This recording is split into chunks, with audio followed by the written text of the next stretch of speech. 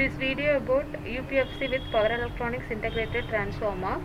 So here we done that UPFC system using series and shunt transformer. So these two are integrated transformer, and here we use three-phase grid as a source. So this is the source for the entire system. And here we used along with the UPFC we used two different loads. One is non-linear load, another one is sensitive load, means critical load.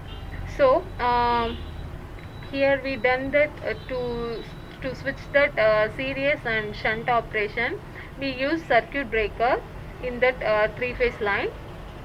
And here we done that control system for voltage source series and shunt converter.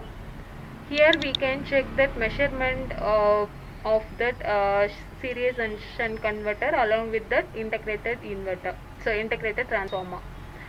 So this is from the grid voltage, and this is for series converter voltage, and this is the critical means non-linear load voltage, and this is the sensitive load voltage. And here we can check that load current, shunt converter current, grid current, and DC voltage. DC voltage means the common coupling capacitor from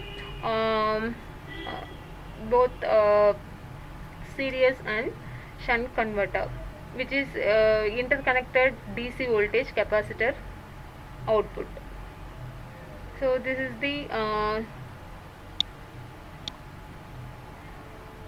first one is load current, and this is the shunt converter current.